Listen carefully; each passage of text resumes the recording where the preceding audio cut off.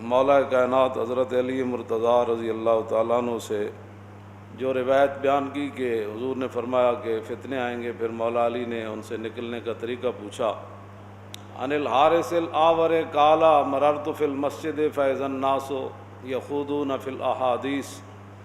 حارث آور کہتے ہیں کہ میں مسجد کوفہ کے اندر سے گزرا یا باہر سے گزرا، اندر مراد میں اندر داخل ہوا، لوگوں کے حالات دیکھے، یا باہر سے میں گزرا تو لوگوں کو مسجد میں دیکھا تو وہ لوگ کیا کر رہے تھے، مسجد میں بیٹھ کر دنیاوی باتیں کر رہے تھے، کوئی کیا بات کر رہا، کوئی کیا۔ تو فدخلت علی علی، تو میں حضرت مولا کائنات کی بارگاہ میں حاضر ہوا، فاخبرتہ، تو میں نے ان کو بتایا کہ لوگ مسجد میں بیٹھ کر دنیا کی باتیں کر رہے ہیں۔ قال ولو کانوا علیہ، مولا کائنات فرمان لگے واقعتاً ہی ایسے تھا جیسے تو بیان کر رہا ہے۔ فقلت نعم، کہا کہ ہاں بالکل۔ قال اما انی سمعت رسول اللہ صلی اللہ تعالی علیہ وسلم یقول الا انہا ستکون فتنۃ قلت ما المخرج منہا یا رسول اللہ۔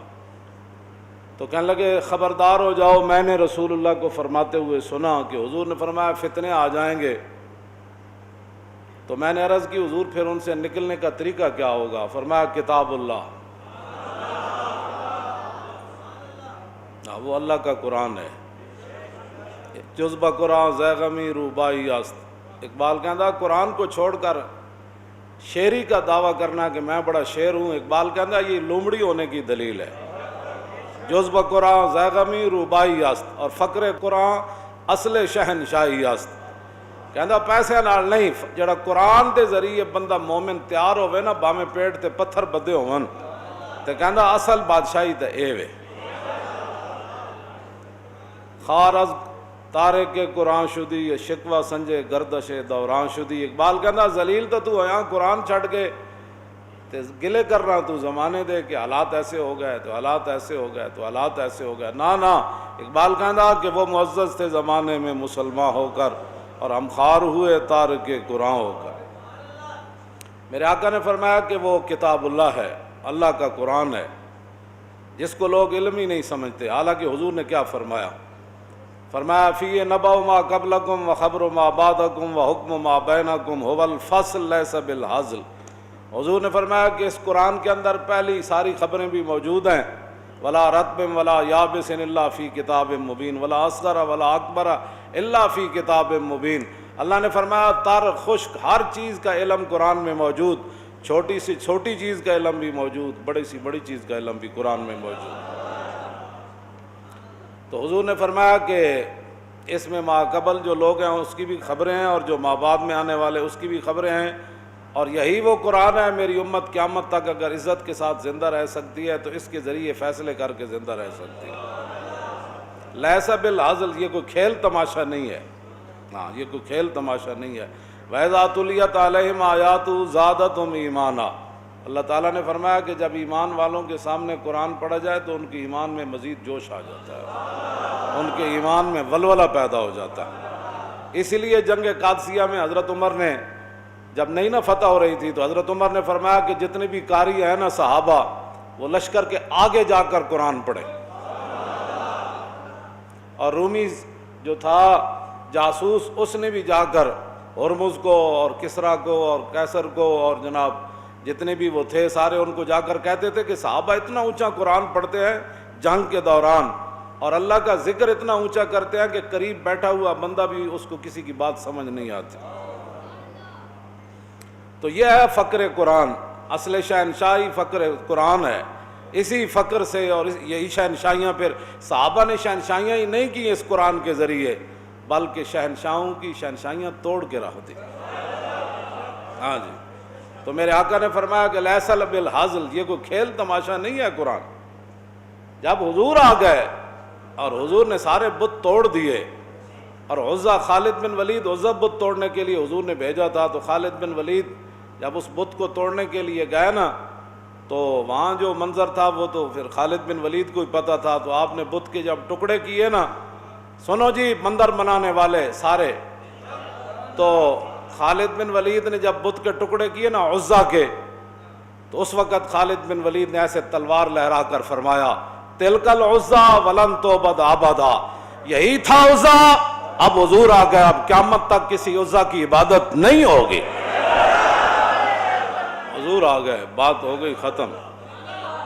حضور نے فرمایا لیسا بالحزل، پڑھو نا، قرآن نہیں پڑھا تو پھر پڑھو، تمہارے منہ پر تو صلی اللہ علیہ وسلم، جو بھی درود شریف پڑھتا ہے وہ کہتا ہے صلی اللہ علیہ وسلم، تمہارے منہ پر تو صلی اللہ علیہ وسلم آج تک نہیں جو ہے وہ زبان پر داخل ہوا، تمہاری زبان پر تو خاتم النبیین نہیں آ رہا، تمہیں کیا پتا ہے رسول اللہ کا دین کیا ہے، باتیں کرتے ہو مت۔ یہ میں نے آیت بھی وہ پڑھی ہے وَلِلَّهِ جُنُودُ السَّمَاوَاتِ وَالْأَرْضِ، اللہ کے لشکر جو ہے نا وہ زمین میں بھی ہیں اور آسمان میں بھی ہیں، اللہ کے ان لشکروں سے بچو، ہاں جی ان لشکروں سے بچو جو زمین میں بھی ہیں۔ وَأَنزَلَ جُنُودًا لَّمْ تَرَوْهَا، قرآن کے اندر جہاں بھی اللہ نے فرمایا ہم نے لشکر نازل کیے، ساتھ یہ بھی فرمایا کہ فرمایا وہ تمہیں نہ نظر آئے، تمہیں نظر، ہاں رسول اللہ کی مبارک نگاہ دیکھ رہی تھی۔ اور جب پہلی ہوا بدر میں چلی تو حضور نے فرمایا اب جبریل آئے ہیں، جب دوسری مرتبہ ہوا چلی تو حضور نے فرمایا میکائیل آ گئے، جب تیسری مرتبہ ہوا چلی تو حضور نے فرمایا اسرافیل آ گئے۔ یہ رسول اللہ حضور تو دیکھ رہے تھے نا لشکر۔ جب حضرت مصعب بن عمیر شہید ہو گئے نا میدان احد میں، تو ایسے کھڑے تھے تلوار پکڑ کر، تو حضور نے فرمایا مصعب ادھر آؤ، تو وہ آگے سے مسکرا پڑے، عرض کی حضور مصعب تو شہید ہو گئے، میں فرشتہ ہوں جو مصعب کی شکل میں کھڑا ہوا۔ ہاں جی، تو رسول اللہ نے تو دیکھا۔ اور پھر حضرت حارثہ بن نعمان کہتے ہیں مررت علی النبی صلی اللہ تعالی علیہ وسلم عند المسجد وهو يناجي جبریل فقال جبریل یا محمد من هذا فقال رسول اللہ صلی اللہ تعالی علیہ وسلم حارثہ بن النعمان قال وهو احد المئة الصابرة حنین لو سلم لرددت علیہ۔ حارثہ بن نعمان کہتے بعد میں رسول اللہ نے فرمایا نا کہ بھئی یہ جبریل تھے، کہتے ہیں کہ میں حضور کے پاس سے گزرا کہ حضور دروازے کے پاس جبریل سے گفتگو کر رہے تھے، مسجد نبی شریف کے دروازے کے۔ مولانا حسن رضا فرماتے ہیں بے لکائے یار ان کو چین آتا اگر تو بار بار آتے نہ یوں جبریل سدرہ چھوڑ کر۔ بعد میں جب حضور نے حارثہ بن نعمان کو کہا تو عرض کی ما کنت اظنو، حضور میں تو یہ گمان نہیں کر رہا تھا، میں تو سمجھتا کہ ان دہیت القلب واقف ما کا، میں مجھے نہیں پتا تھا کہ جبریل آپ سے باتیں فرما رہے ہیں، میں نے تو سمجھا دہیہ قلبی آپ کے ساتھ کھڑے ہوئے گفتگو کر رہے ہیں، کیونکہ جبریل دہیہ قلبی کی شکل میں آتے تھے، صحابی رسول کی شکل میں۔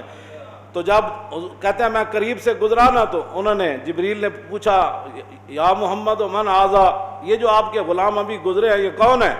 فقال رسول اللہ صلی اللہ تعالی علیہ وسلم حارثہ بن النعمان، حضور نے فرمایا یہ حارثہ بن نعمان ہے جڑے ماں باپ دے گستاخن نہ وہ بھی نال ایک گل سن لون۔ حضور فرماندے میں جنت وچ گیا تے میں سنیا ایک بڑا اچا قرآن پڑھ رہا بندہ، تے میں پوچھا یہ کون ہے جی؟ انہوں نے کہا جی حارثہ بن نعمان اچا قرآن پڑھ رہا جنت وچ۔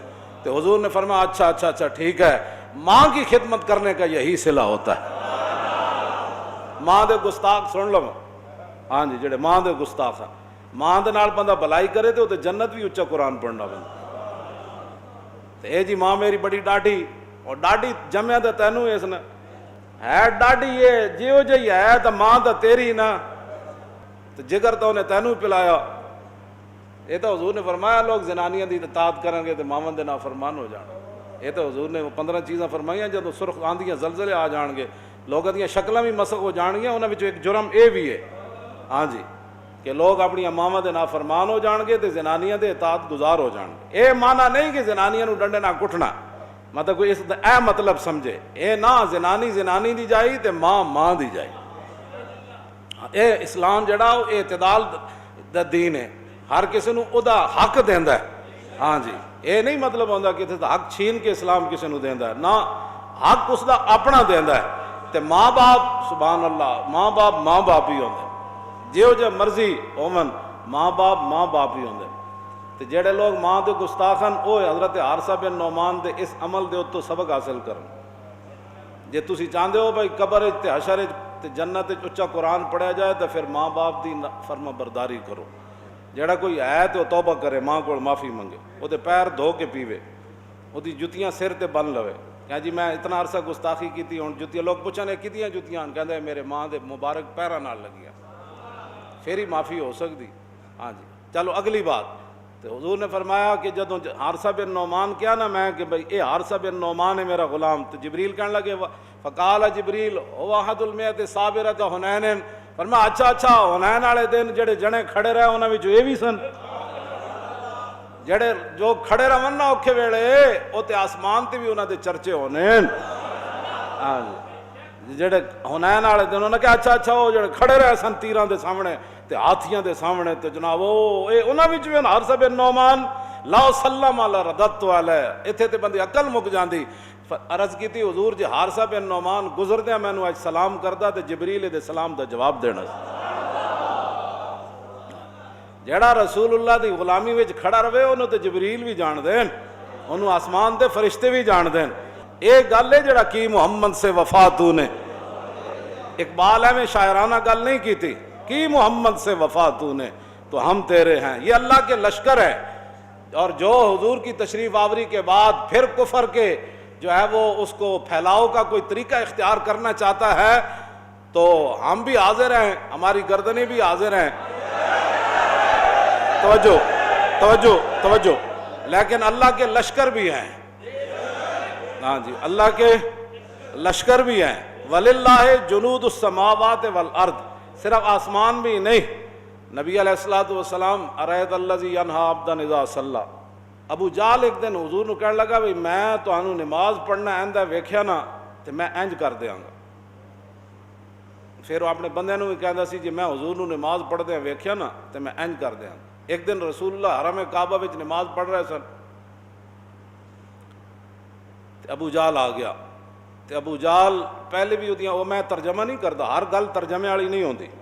ہاں جی جو انہیں گل کیتی او دا میں ترجمہ نہیں کردا. او حضور دے قریب گیا حملے واسطے, پھر جدوں قریب گیا تو پھر انج کردے پیچھا نسیا, انج کردے تے رنگ اڈیا ہویا تے بہڑے حال تے بانکے داڑے ہوتے. یار کہنے لگے تو تے حضور تے حملے واسطے گئے سی تے انج کیوں کردا بھیجا. اور کہندا میں جدوں حضور دے قریب گیا تے میں ایک وڈی خندق ویکھی اگ دی بھری ہوئی, اوتھے ایک پرندہ کھڑا سی قریب سی کہ مینوں تے میں نسیا اتھوں. تے حضور نے فرمایا جے میرے قریب آ جاندا تے اس فرشتے نے دے ٹکڑے ٹکڑے کر دینے سی. اَرَأَيْتَ الَّذِي يَنْهَىٰ عَبْدًا إِذَا صَلَّىٰ أَرَأَيْتَ إِنْ كَانَ عَلَى الْهُدَىٰ وَأَمَرَ بِالتَّقْوَىٰ أَرَأَيْتَ إِنْ كَذَّبَ وَتَوَلَّىٰ أَلَمْ يَعْلَمْ بِأَنَّ اللَّهَ يَرَىٰ. اس کو پتہ نہیں کہ اس کا رب اسے دیکھ رہا ہے. كَلَّا لَئِن لَّمْ يَنْتَهِ لَنَسْفَعًا بِالنَّاصِيَةِ نَاصِيَةٍ كَاذِبَةٍ خَاطِئَةٍ فَلْيَدْعُ نَادِيَهُ سَنَدْعُ الزَّبَانِيَةَ. کیوں جی ایک دن انہیں پھر حضور نو منع کیتا, میں تو منع نہیں کیتا تسی نماز نہ پڑھے کرو. میرے آقا نے انہوں بڑی سخت گفتگو فرمائی. اے بھی دسو نا خلق عظیم مائی دے کوڑے والی کیڑے پاسوں کڈی تسی. جدوں ابو جال نے حضور نال گل کیتی تے جڑی حضور نے اس تے گفتگو کیتی ہے دسو ممبراں تے. ہاں جی اے بھی خلق عظیم ہے. ہاں جی یہ بھی خلق عظیم ہے. حضور نے فرمایا تو کون ہوندا میرے نال گل کرن والا. انہیں کہ تسی مینوں ڈانٹدے ہو تے میں مکے دا سردار ہاں تے میں ساریاں وادیاں گھوڑیاں تے شاہ سواراں نال تے پیدلاں نال بھر دیاں گا تواڈے مقابلے واسطے. اللہ نے پھر کی فرمایا کلا لئن لم ینتہی لنسفعا بالناصیہ ناصیۃ کاذبۃ خاطئہ. فرمایا ہاں یہ باز آ جائے. ہاں کلا لئن لم, اگر یہ باز نہ آیا ابو جال باز آ جائے میرے حبیب دے نال ایک گلاں چھڑ دے وے. لئن لم ینتہی لنسفعا بالناصیہ, ہم اس کے پیشانی کے بالوں کو پکڑ کر کھینچیں گے. کیوں جی حضور دے دشمن نو پیشانی دے بالاں تو پکڑ کے کھینچنا کیوں جی. فرمایا وہ پیشانی کی ہو جائی کیوں جی ناصیۃ کاذبۃ خاطئہ, وہ جھوٹی پیشانی ہے تے نال اور بڑی بدکار پیشانی ہے. تے سناد الزبانیہ, ہاں اب چاہیے کہ وہ سارے لشکر وہ بھی بلا لے. فَلْيَدْعُ نَادِيَهُ, اسے چاہیے کہ وہ اپنے سارے لشکر وہ سوار اور پیادے سارے لے آئے. سناد الزبانیہ, اللہ نے فرمایا ہم بھی اپنے سپاہیوں کو بلا لیں. فَلْيَدْعُ نَادِيَهُ, وہ اپنی ساری مجلس بلا لے, سارے اپنے چمچے کڑچے بلا لے. اور سند الزبانیہ، اور ہم بھی اپنے سپاہیوں کو بلاتے ہیں، مراد اللہ کے فرشتے۔ حضور نے فرمایا جے میرے قریب آندا نا، جے میرے قریب آ جاندہ اس دن ابو جال تے دنیا دے ویکھدیاں فرشتے نے انہوں گرفتار کر لینا سی۔ اللہ نے فرمایا وہ بھی بلائے اپنی مجلس کو، تو سند الزبانیہ، یہ اللہ چیلنج فرما رہا ہے۔